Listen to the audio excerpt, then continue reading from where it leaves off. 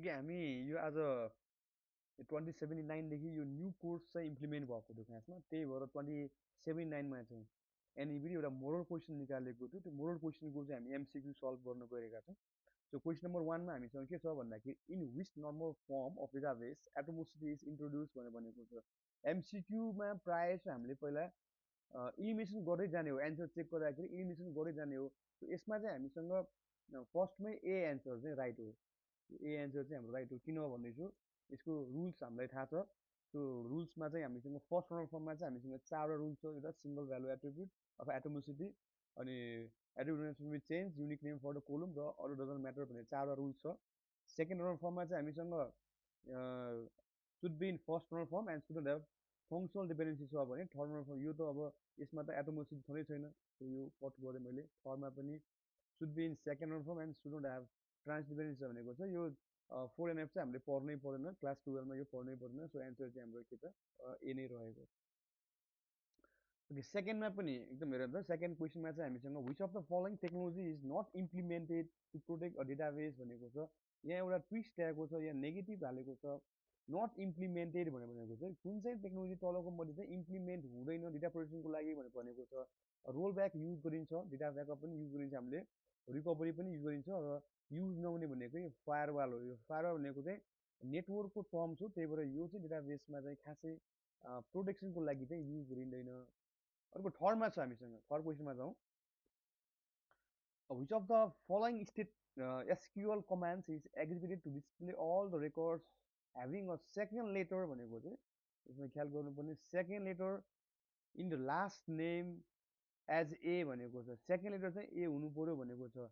So हाम्रो सबैमा हेरौँ त, कमनमा सेलेक्ट एक्सट्रिक्ट फर्म कस्टमर वेयर ने एल नेम भनेको छ, ठिक छ। यो चाहिँ लाइक यहाँसम्म ठिक छ। सो अब यहाँ चाहिँ हामीले चेक गरौँ, यो भनेको चाहिँ के हो त, यो पर्सेन्टेज ए भनेको चाहिँ लास्ट क्यारेक्टर ए भयो, यो चाहिँ फर्स्ट क्यारेक्टर ए भयो, यो चाहिँ सेकेन्ड क्यारेक्टर चाहिँ हाम्रो ए हो। सो एन्सर चाहिँ हाम्रो के हो त, यो चाहिँ एन्सर हो। सो एन्सर चाहिँ यसमा के छ, एन्सर चाहिँ बी हो, है त। सो पर्सेन्टेज ए गऱ्यो भने लास्ट क्यारेक्टर बन्छ, ए पर्सेन्टेज गऱ्यो भने फर्स्ट क्यारेक्टर ए हो, है त। सो त्यो चाहिँ हामीले यो एसक्युएल कमान्डहरू पढ्दाखेरि एकदम याद गर्नुपर्ने हुन्छ यो चाहिँ। ओके, यसको एन्सर चाहिँ एन्सर बी रहेको छ। त्यसै गरी अर्कोमा जाउँ, हामी क्वेसन नम्बर 4मा जाउँ। Which of the following is an incorrect भनेको छ। यहाँ पनि एकदम ख्याल गर्नुपर्ने छ, इनकरेक्ट होइन, मिल्दैन। एउटा मध्ये चाहिँ तलको मध्ये एउटा चाहिँ यो आइपी एड्रेस चाहिँ मिल्दैन भनेर भनेको छ। आइपी एड्रेस यो आइपी भिफोको हो। आइपी भिफोमा चारवटा अक्षर हुनुपर्छ र 02255 हुनुपर्छ एभ्री ब्लकमा चाहिँ। सो यो 4वटा ब्लक छ, ठिक छ। यसमा नम्बर पनि सेटिस्फाई भएको छ, यसमा पनि 4वटा ब्लक छ, ठिक छ। यसमा पनि 4वटा ब्लक छ, अनि सबै ब्लकमा चाहिँ हाम्रो 255 भन्दा कम नम्बर छ, ठिक छ। सो एउटामा चाहिँ यहाँ चाहिँ हाम्रो एन्सर बीमा चाहिँ के छ त, 3टा ब्लक छ, जुन चाहिँ आइपी भिफोले सेटिस्फाई गर्दैन। 4वटा ब्लक नै हुनुपर्छ। सो एन्सर चाहिँ यो हो, एन्सर बी रहेको छ। किनकि यहाँ इनकरेक्ट कुन चाहिँ नमिल्ने भनेर भनेको छ, एकदम ख्याल गर्नुपर्ने हुन्छ यो चाहिँ। सो अर्कोमा चाहिँ हामीसँग which of the following is an server script भनेको छ। सर्भर साइड स्क्रिप्ट भनेको छ। यो सर्भर साइड स्क्रिप्ट भनेको चाहिँ के हो त भन्दाखेरि त्यो रन हुनको लागि चाहिँ सर्भर चाहिने भनेर भनेको छ। त्यसमा हामीले अब जाभा स्क्रिप्टलाई चाहिँ हामीले रन गर्न सकिन्छ, त्यसपछि जेक्यूलाई पनि रन गर्न सकिन्छ, माइएसक्यूलाई पनि रन गर्न सकिन्छ। त्यो पिएचपी छ सर्भर स्क्रिप्ट, है त, सर्भर साइड स्क्रिप्ट ल्याङ्ग्वेज हो खासमा। यो हामीले क्लास 12मा यो पनि हामीले पढ्नुपर्छ। क्लास 12मा पिएचपीको 4वटा इम्पोर्टेन्ट क्वेसन छ। यो मैले योभन्दा अगाडिको भिडियोमा पनि 4वटा पिएचपीको क्वेसन चाहिँ लेखिदिएको छु। 4वटामा स्पेसली हामीसँग के छ, एउटा डेटाबेस कनेक्सन, एउटा डिबी कनेक्सन गर भनेर आउँछ, अर्को इन्सर्ट गर भनेर आउँछ, अर्को थर्डमा डिस्प्ले गर भनेर आउँछ, र फोर्थमा हामीसँग के छ त, अपडेट गर, अपडेट अथवा डिलिट गर भनेर चाहिँ यो आउँछ। सो अर्को क्वेसनमा चाहिँ हामी क्वेसन नम्बर 6मा जाउँ। सो यसको पनि एन्सर रहेको छ सी। अर्को नेक्स्ट क्वेसनमा चाहिँ हामीसँग which of the following keyword are use to declare a variables in a JavaScript भनेको छ। जाभास्क्रिप्टमा चाहिँ भेरिएबल्स डिक्लेयर गर्नलाई चाहिँ कुन किवर्ड युज गरिन्छ भनेको छ। यसमा चाहिँ हामीसँग इन छ। इन्ट भन्ने बित्तिकै यो सी प्रोग्रामिङ ल्याङ्ग्वेजमा गइसक्यो, यो त्यसबाट हुन सक्दैन। यसमा फ्लोट छ, त्यसमा यो पनि हुन सक्दैन। यसमा हामीसँग भ्यार र लेट, सो यो चाहिँ हाम्रो जाभास्क्रिप्टमा दुवै प्रयोग गरिन्छ। यो डी चाहिँ फेरि सिएचएआर आयो, यो पनि होइन। सो एन्सर चाहिँ हाम्रो यसमा पनि फेरि सी नै रहेको।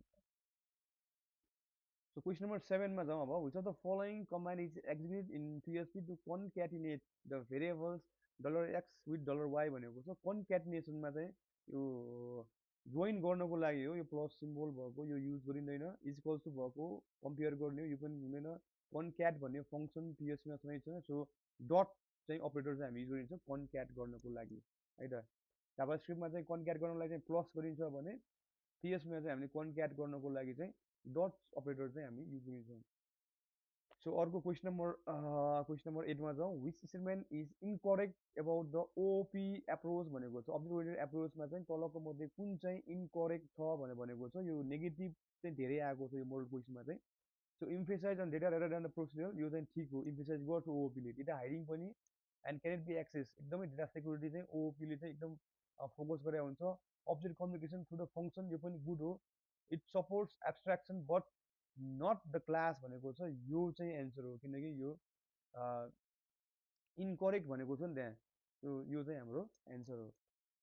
त्यसै गरी अर्कोमा जाउँ, लास्ट क्वेसनमा जाउँ हाम्रो क्वेसन नम्बर 9 मा। Which of the following feasible study is concern with the cost benefit भनेको छ। कस्ट भन्ने बित्तिकै पैसा छ, यहाँ पैसाको बेनिफिट एनालाइसिसको बारेमा चाहिँ कुन चाहिँ फिजिबल स्टडीले चाहिँ गर्छ भनेर भनेको छ। टेक्निकलले चाहिँ यो गर्दैन है त, अपरेसनलले पनि गर्दैन, सेड्युलले पनि गर्दैन। सेड्युलले चाहिँ कहिले सकिन्छ भनेर सेड्युलिङ गर्ने हो। सो इकोनोमिकल भन्ने बित्तिकै कस्टसँग रिलेटेड कुरा हो। सो यसको एन्सर चाहिँ बी रहेको छ। Okay, thank you for watching. अर्को सेटको है त, सो अर्को 2079को बोर्ड एक्जाममा आएको सेटको हामी सल्भ गर्न गएको छ एमसिक्यू। लङ क्वेसन चाहिँ यो एमसिक्यू सकेपछि चाहिँ हामी लङ क्वेसनमा हामी सर्ट क्वेसन लङ क्वेसनमा हामी जान्छौँ।